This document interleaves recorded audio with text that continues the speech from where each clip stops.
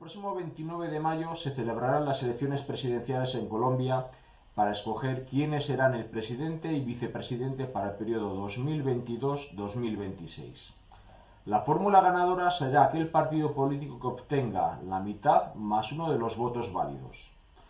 Caso de que ninguna fuerza política alcance esta cifra, nos iríamos a una segunda vuelta entre las dos candidaturas que hayan conseguido mayor número de votos.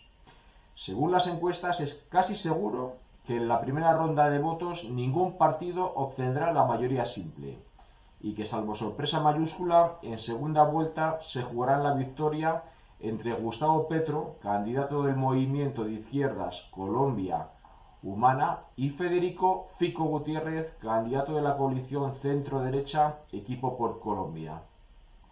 En este vídeo, después de una breve introducción, expondré cuáles son las 5 principales claves de estas elecciones presidenciales. Y quédate hasta el final para saber cuál es mi opinión o análisis. Bienvenido a tu canal, a mi casa, bienvenido a la mochila de Edu.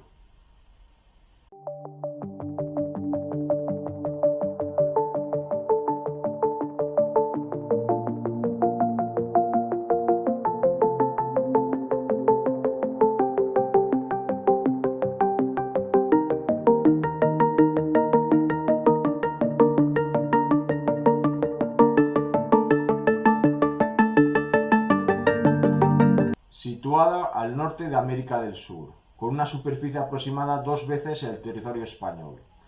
Es un país que tiene fronteras marítimas con el Pacífico y Atlántico, y por su ubicación geográfica es una nación que une 3 regiones: la andina, la caribeña y la amazónica. Es un territorio de inmensos recursos naturales, especialmente la región amazónica, gracias a su gran diversidad. La forma de gobierno es una república presidencialista democrática, unitaria, descentralizada, con separación de poderes y una estructura de gobierno bajo la Constitución Política de 1991. Las elecciones a la presidencia de la República son cada 4 años, y cuyo presidente es elegido para un solo mandato sin derecho a reelección. A pesar de su riqueza, Colombia se ha caracterizado a lo largo de su historia por una fuerte inestabilidad política, debido fundamentalmente a las grandes diferencias socioeconómicas y a la corrupción generalizada. En lo relativo a este segundo aspecto, el narcotráfico ha jugado un papel especialmente nocivo en todo el país, provocando un elevado nivel de violencia que afecta a la gobernabilidad y al desarrollo social y económico. Fundamental señalar la existencia de numerosos grupos armados no estatales, sean movimientos guerrilleros u otros grupos criminales, que han impedido un control efectivo del territorio por parte del Estado. A los factores ya mencionados están también los externos, derivados fundamentalmente de la caótica situación en la que se encuentra la frontera con Venezuela. Otro aspecto importante a señalar es que Colombia es uno de los principales aliados de Estados Unidos en la zona. Alianza que se traduce fundamentalmente en una estrecha colaboración en el ámbito de la seguridad y especialmente en la lucha contra el narcotráfico, ejerciendo por ello la potencia norteamericana una considerable influencia sobre Colombia. Y una vez hecha esta introducción, empezamos con las 5 principales claves.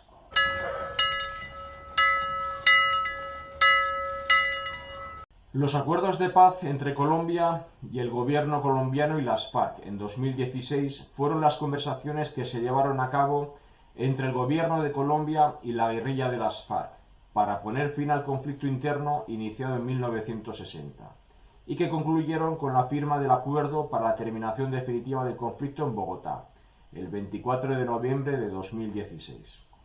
Estos acuerdos han dejado una importante fractura en la sociedad. Recordar que en referéndum nacional este acuerdo fue rechazado por un escaso margen, fiel reflejo de una sociedad colombiana muy polarizada.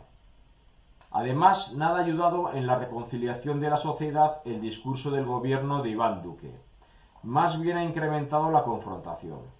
Con la promesa del actual presidente colombiano de corregir los acuerdos y fuertemente influenciado por Álvaro Uribe, figura principal en la política de este país en los últimos 20 años, lo primero que hizo el actual gobierno fue presentar una serie de objeciones a la Jurisdicción Especial para la Paz, unos tribunales de justicia independientes creados para los acuerdos. Estas objeciones tuvieron un corto recorrido, pero los 8 o 9 meses que se estuvieron debatiendo en las Cortes sirvió para entorpecer la labor de estos tribunales. En esta situación de inseguridad jurídica, los exguerrilleros renegaban de participar en el proceso, mientras el gobierno de forma cínica acusaba a este tribunal de inoperancia. Hasta la fecha, la estrategia de Iván Duque se ha basado en culpar de esta situación a su antecesor, el expresidente Juan Manuel Santos. El discurso del presidente y del gobierno sigue alimentando la confrontación. Provoca desconfianza en los acuerdos, intentando demostrar que en vez de ser un pilar básico para la Unión, acaba generando más división.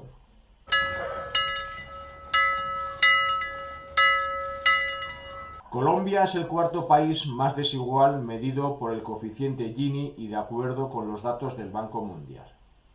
Existe una desigualdad muy alta, donde las familias muy ricas concentran la mayor parte de la riqueza, mientras existe una clase media cada vez más débil y vulnerable, con unas altas tasas de desempleo. La mitad de la economía además trabaja en el sector informal. En mayo de 2021 se presentó una reforma fiscal. El principal motivo no fue otro que aumentar la recaudación para garantizar el pago de la deuda soberana, y con ello sirviese para que las agencias calificadoras no bajasen la calificación del bono colombiano, algo que a pesar de los intentos de reforma acabó pasando. Una vez fallida esta reforma, la población percibió esto como que el gobierno anteponía los intereses de los grandes organismos internacionales antes que los de sus propios ciudadanos. La ola de protestas contra la fallida reforma dejó un total de 20 muertos, debido a la violencia policial. Esto provocó un profundo malestar ciudadano. La reforma tributaria fue el detonante del hartazgo generalizado por la desigualdad, el aumento de la pobreza, agudizado por los efectos de la pandemia. En Colombia existen 3 millones de afrodescendientes, suponen el 10% de la población. La realidad ha sido que durante décadas ha existido una discriminación sistemática y cotidiana. Colombia siempre ha sido gobernada por élites blancas. La participación o cuota de esta población de raza negra a lo sumo ha dado 1 o 2 ministros en los gabinetes. Y coincide que en los territorios donde se concentran estas comunidades negras son las más marginadas, con los mayores conflictos y violencia, y los mayores índices de pobreza.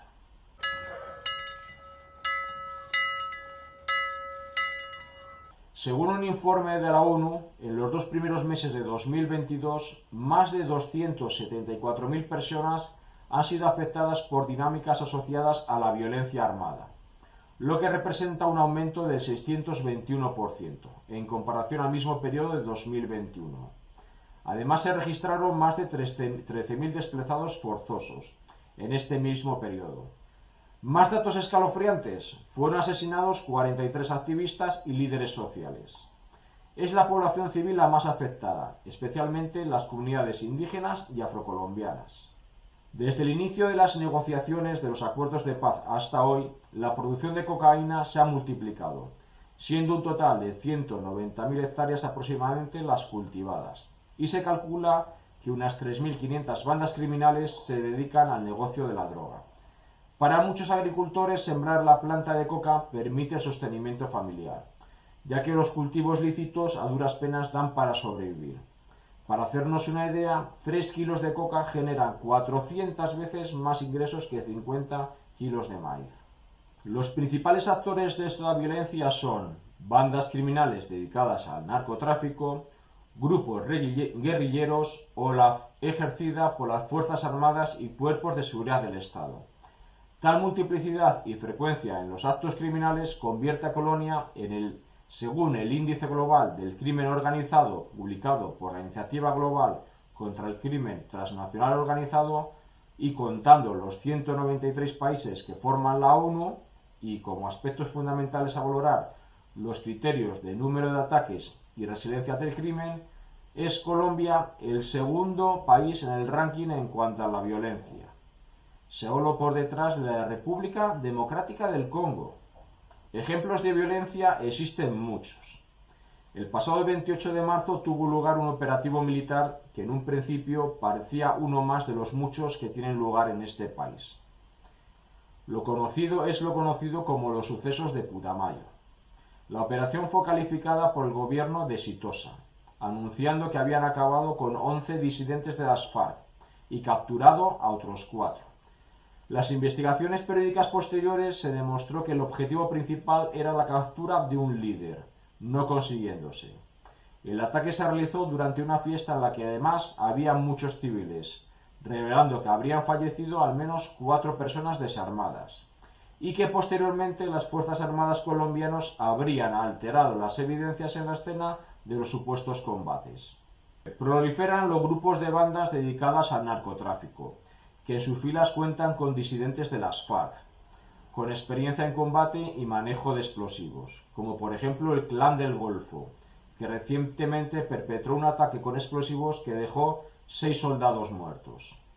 ELN, Ejército de Liberación Nacional, grupo guerrillero de raíces católicas fundado en 1964, inspirado en la Revolución Cubana. Su objetivo ya no es tanto tomar el poder en Colombia, sino la defensa de la Revolución Bolivariana. Formado aproximadamente por unos 3.500 combatientes, de los que 2.000 son disidentes de las FARC, que no se sumaron al proceso de paz. El vacío de poder que ha dejado las FARC tras la desmovilización de 13.000 de sus integrantes lo han ocupado no solo disidentes u otros grupos o bandas armadas, sino que ha propiciado que el ELN se convierta en el principal grupo ilegal del país, dedicado fundamentalmente al control de la minería ilegal y del narcotráfico.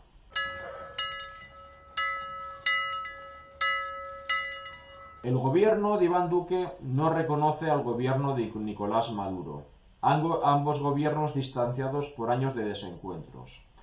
Se considera imprescindible iniciar un proceso de normalización de las relaciones, rotas desde el año 2019 a raíz de la crisis política que se produjo por la irrupción de Juan Guaidó, reconocido como presidente legítimo por el actual gobierno colombiano. La política actual de Bogotá consiste en el llamado cerco diplomático, para forzar el retorno a la democracia en Venezuela. Al mismo tiempo, sin embargo, el gobierno puso en marcha un plan de acogida de inmigrantes sin precedentes en Hispanoamérica. Pero estas medidas tendentes a aislar al gobierno venezolano han fracasado. Existe un grave problema de flujo migratorio de venezolanos a Estados Unidos. Para solucionar este problema, el gobierno norteamericano destina importantes recursos de cooperación a Colombia, para que permita la acogida del mayor número posible de estos inmigrantes. Esfuerzo que hasta la fecha está resultando insuficiente, porque cada vez son más venezolanos los que están decididos a unirse a las caravanas de migrantes de Centroamérica, que ingresan irregularmente en Estados Unidos. Y a su vez estos están replanteando una nueva estrategia en su relación con Venezuela, lo que a su vez afectaría colateralmente a las relaciones con Colombia.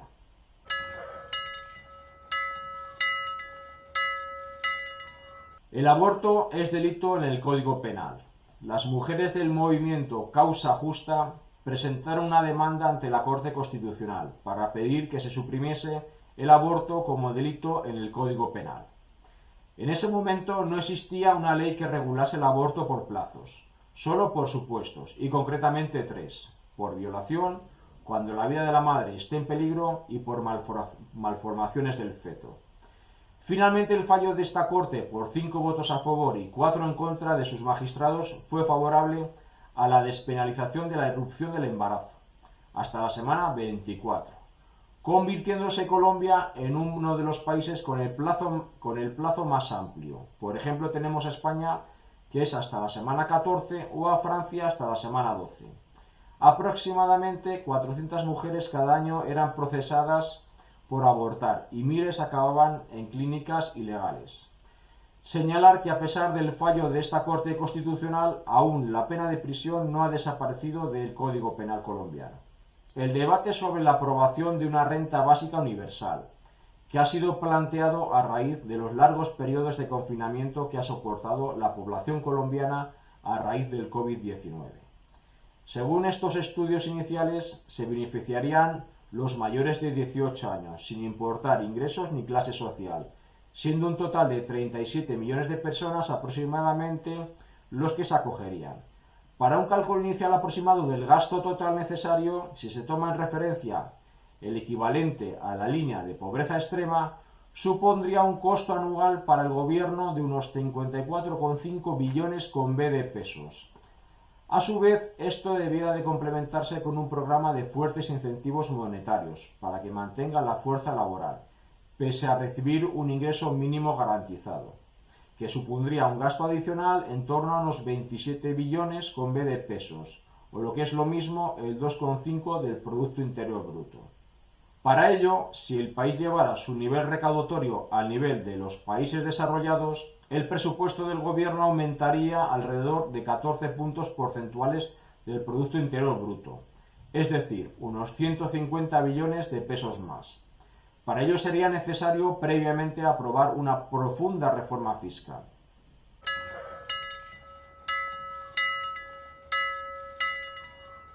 Mi opinión o análisis es el siguiente. La población colombiana en general sufre por falta de oportunidades de trabajo, empeoramiento de la calidad de vida, corrupción generalizada, lenta implementación de los acuerdos de paz, homicidios de los principales líderes campesinos e indígenas y una fuerte desigualdad. En lo relativo al proceso de paz, los países con una historia turbulenta de violencia como la colombiana están obligadas a buscar la verdad a través de la justicia y lograr la reparación y nunca la repetición.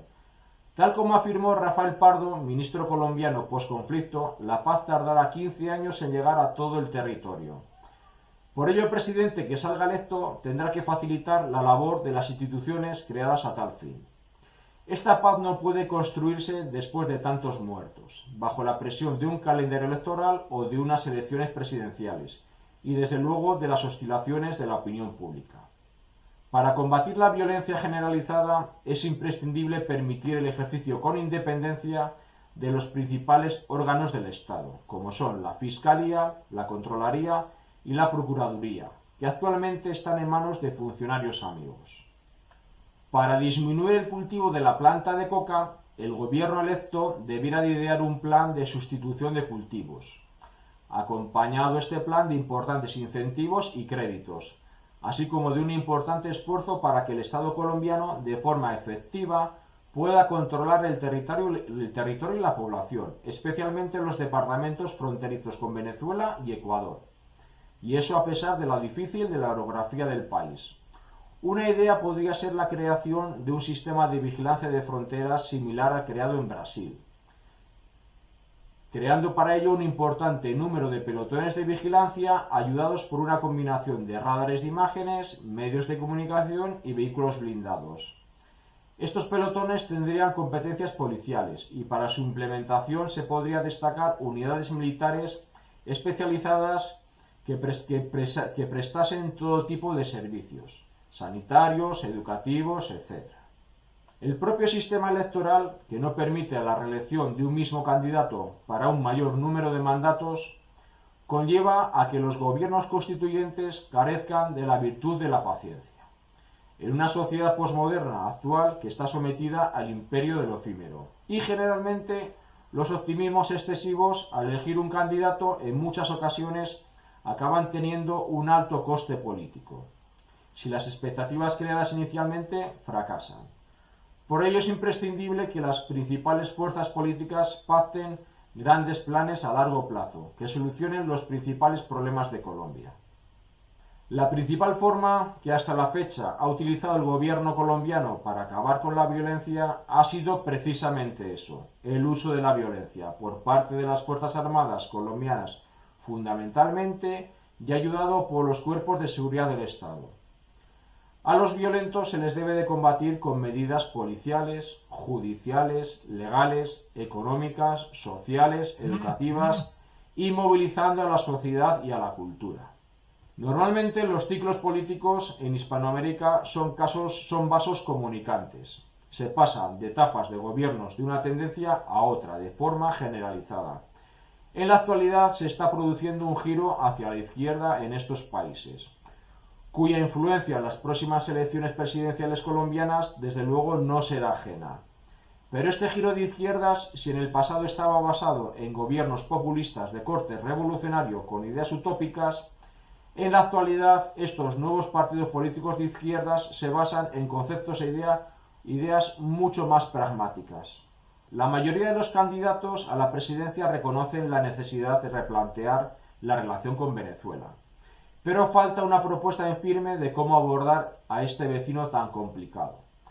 Necesariamente por el bien de los millones de colombianos que viven en la frontera, por familias que tienen lazos de unión a un lado y a otro y por definir un plan integral que logre frenar los movimientos migratorios, es imprescindible construir un espacio de convivencia con el gobierno de Maduro y salvar las diferencias. Para ello, el nuevo presidente deberá demostrar su capacidad diplomática. En cuanto a la propuesta de una renta básica universal, cuestión sin precedentes en Hispanoamérica, la erradicación de la pobreza extrema en Colombia requeriría de un importante esfuerzo fiscal. Y ya he explicado anteriormente lo sucedido cuando presentada la reforma fiscal en 2021, todo ello fue al traste. Por ello, el gobierno electo, caso de querer llevar adelante esta propuesta, tendría que hacer una importante labor pedagógica en la población colombiana, antes de aprobar cualquier reforma fiscal, que desde luego necesariamente vendría acompañada de una subida generalizada de impuestos y una mayor presión fiscal, para aflorar la economía sumergida, que es aproximadamente la mitad de la actividad laboral. Si te ha gustado este vídeo, no se te olvide dejar un buen like y darle a la campanita. Y sobre todo, muy importante, deja tu opinión al respecto. Con ello ayudarás a crecer a este canal y a que siga creando contenido de calidad. Muchas gracias por estar ahí. Un abrazo y nos vemos